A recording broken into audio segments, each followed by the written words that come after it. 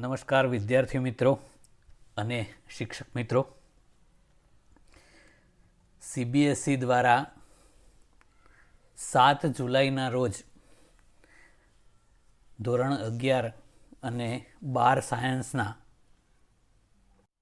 સિલેબસમાંથી અમુક topic delete કરવામાં આવ્યા છે. હવે એનું એનાલિસિસ કયા કયા ટોપિક ડિલીટ કરવામાં આવ્યા છે તે અને એના રિલેટેડ કયા કયા ઉદાહરણના દાખલાઓ અને સ્વાધ્યાયના દાખલાઓ પણ સાથે ડિલીટ થઈ શકે એની એક ટૂંકી માહિતી આપવાનો પ્રયત્ન હું કરું છું. ગુજરાત સરકાર દ્વારા શિક્ષણ ખાતા દ્વારા હજુ સુધી કોઈ એની માહિતી આપવામાં આવેલી નથી, એટલે એ જ્યારે બહાર પડે ત્યારે એ માહિતી ફાઇનલ ગણવી. પણ આપણો જે સિલેબસ છે એ એનસીઆરટી આધારિત છે, એટલે સીબીએસઈ અને ગુજરાત બોર્ડ એ બંનેનું બધું સેમ જ હશે એમ આપણે માનીએ છીએ. તો ચેપ્ટર વાઇઝ કયા કયા ટોપિક ડિલીટ કરવામાં આવ્યા છે એનું આપણે એક ટૂંકી માહિતી લઈએ છીએ.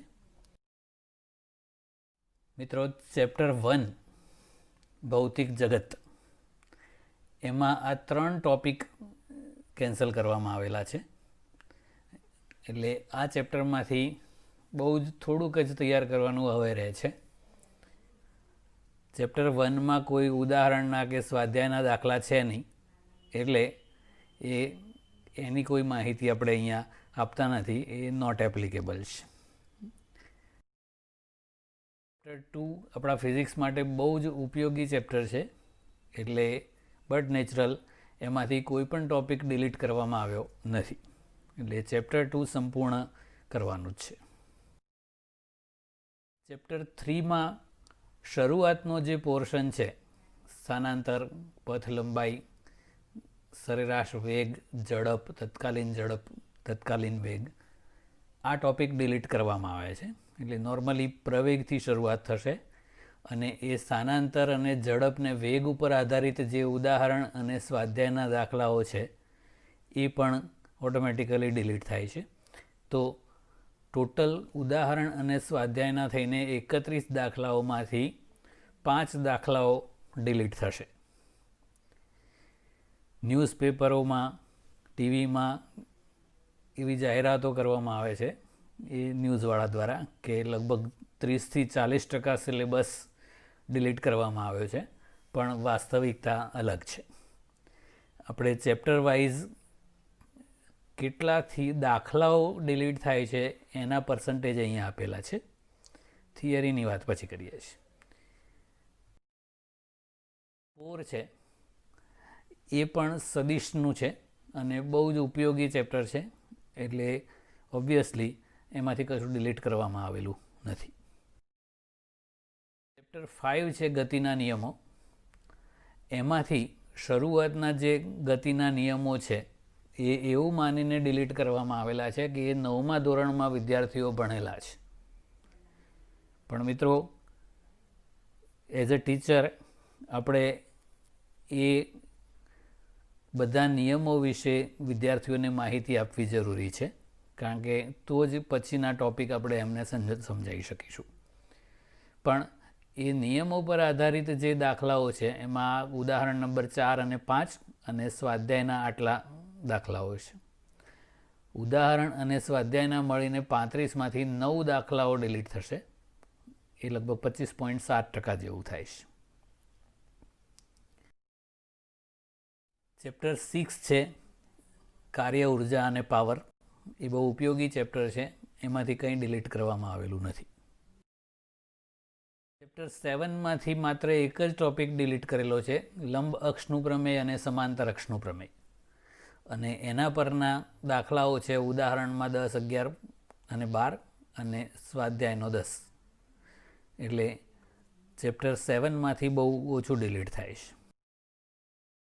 મિત્રો, ચેપ્ટર 8 છે એમાં કેપ્લરના 3 નિયમો, ગુરુત્વ પ્રવેગ અને એના 2 સ્પેશિયલ કેસ છે ઊંચાઈ સાથે ગુરુત્વ પ્રવેગમાં થતો ફેરફાર અને ઊંડાઈ સાથે ગુરુત્વ પ્રવેગમાં થતો ફેરફાર. એને લગતા આવા 3 દાખલાઓ ડિલીટ થાય છે. એટલે પ્રમાણમાં થોડુંક જ ડિલીટ કરેલું છે. 9 છે ઘન પદાર્થના યાંત્રિક ગુણધર્મો. એમાંથી આટલા ટોપિક ડિલીટ થાય છે અને એક સ્વાધ્યાયનો દાખલો અને એક ઉદાહરણનો દાખલો જ ડિલીટ થશે. ચેપ્ટર 10માંથી કશું ડિલીટ કરવામાં આવેલું નથી. હવે શિક્ષક મિત્રો આપણે અત્યાર સુધીમાં જે ભણાવ્યું છે એ પરથી આપણને ખબર છે કે આ ચેપ્ટરનો 12થમાં કોઈ જ ઉપયોગ જનરલી આવતો નથી. ચેપ્ટર પણ ઘણું મોટું છે, છતાંય એમાંથી કશું ડિલીટ કરેલું નથી, પણ આપણે એ સ્વીકારવું રહ્યું. ચેપ્ટર 11માં આ 2 ટોપિક એ ઉષ્મા પ્રસરણમાં ઉષ્મા વહન, ઉષ્મા નયન, પછી ઉષ્મા વિકિરણ, વિનનો સ્થળાંતરનો નિયમ, આ બધું અંદર આવી જાય છે. એટલે સારો એવો પોર્શન ડિલીટ થાય છે. એને લગતા દાખલાઓ 2 ઉદાહરણ અને 2 સ્વાધ્યાય આટલું ડિલીટ કરેલું છે.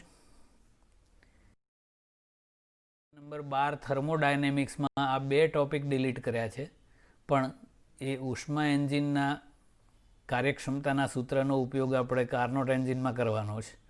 એટલે એ સૂત્ર તો આપણે સમજાવવું જ પડશે. આનો કોઈ ઉપયોગ નથી રહેતો. બહુ થોડુંક જ ડિલીટ થાય છે, પણ ચેપ્ટર નંબર 12માં ઉદાહરણમાં દાખલા જ નથી. એટલે સ્વાધ્યાયના દાખલાઓ છે એમાંથી 2 દાખલા રેફ્રિજરેટરને લગતા છે એ ડિલીટ થશે. ચેપ્ટર 13 છે ગતિવાદ. એ વાસ્તવમાં ખાસ એટલું બધું ઉપયોગી નથી, પણ એમાંથી કંઈ ડિલીટ નથી કરેલું, પણ ચેપ્ટર પણ નાનું છે. મિત્રો ચેપ્ટર 14 દોલનો, આ બહુ જ ઉપયોગી ચેપ્ટર છે, એટલે ઓબ્વિયસલી એમાંથી કશું ડિલીટ કરવામાં આવેલું નથી, એટલે એ પૂરેપૂરું ચલાવવાનું છે. ચેપ્ટર 14 તરંગો છે. એમાં આ જે ફંડામેન્ટલ મોડ એન્ડ હાર્મોનિક્સ લખ્યું છે, તો એનો મિનિંગ એવો થાય કે નોર્મલ મોડ્સ ને એ બધું આમાં આવી જાય. તો આખો સ્થિત તરંગવાળો પોર્શન છે અને અનુનાદ નળીનો, એ આખું ડિલીટ થાય. અને એ તરંગોના સંપાતીકરણની ઘટના છે, એ સ્પંદ પણ આનો જ ભાગ છે, અને ડોપલર ઇફેક્ટ. તો આટલા પોર્શન ડિલીટ થાય છે અને એના સારા એવા દાખલાઓ ડિલીટ થાય છે. એટલે આ ચેપ્ટરમાંથી 35.7% જેટલો સિલેબસ ડિલીટ કરવામાં આવેલો છે. આ દાખલાઓની વાત કરીએ છીએ આપણે. 11મા ધોરણના બધા જ ટોપિકની વાત કરીએ તો એ બધા 15 ચેપ્ટરમાં 142 ટોપિક છે, જેમાંથી 24 ટોપિક ડિલીટ કરવામાં આવ્યા છે. એટલે થિયરી પોર્શનમાં 16.9% જેટલું ડાયલ્યુશન છે. ઉદાહરણના દાખલાઓ જોઈએ તો ટોટલ 15 ચેપ્ટરનાથી 136 દાખલાઓ છે ઉદાહરણના, એમાંથી 14 દાખલા ડિલીટ થાય છે. એક્સરસાઇઝમાં 281 દાખલાઓ છે, 281, એમાંથી 25 દાખલા ડિલીટ કરેલા છે. એટલે ઉદાહરણ અને સ્વાધ્યાય બંનેનું મળીને ટોટલ 417 દાખલાઓમાંથી 39 દાખલાઓ ડિલીટ થાય છે.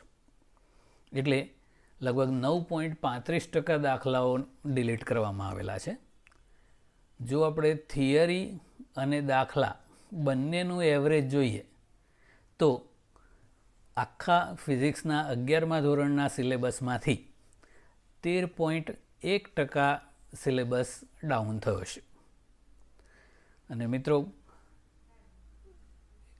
એ પછીના જે ટોપિક છે ડિલીટ કર્યા પછીના, એ સમજાવવા માટે આગળના જે ટોપિક છે જે ડિલીટ થયા છે એમાંથી પણ આપણે થોડું ઘણું સમજાવવું જ પડશે. એટલે અલ્ટિમેટલી કહી શકાય કે માત્ર 10% સિલેબસ જ ડાઉન થયો છે. તો શિક્ષક મિત્રોએ આ વસ્તુ ધ્યાન રાખવી પડશે કે એ પ્રમાણે સ્પીડ રાખવાની અને વિદ્યાર્થીઓને શક્ય એટલું સમજાવવાનો પ્રયત્ન કરવો પડશે. અને જે પ્રમાણે ટીવીમાં અને ન્યૂઝમાં સમાચારો આવે છે કે 30% સિલેબસ ઓછો થઈ ગયો, વિદ્યાર્થીઓને બહુ જ રાહત થઈ જશે અને સમયમાં વાંધો નહીં આવે, એવું નથી. એટલે ચોક્કસ આયોજન કરીને એ પ્રમાણે સિલેબસ પૂર્ણ કરવાનો પ્રયત્ન કરવો પડશે. તો આ જે કંઈ મેં મારી રીતે આનું બાયફર્ગેશન કરીને આ માહિતી એક્સ્ટ્રેક્ટ કરવાનો પ્રયત્ન કરવામાં આવેલો છે.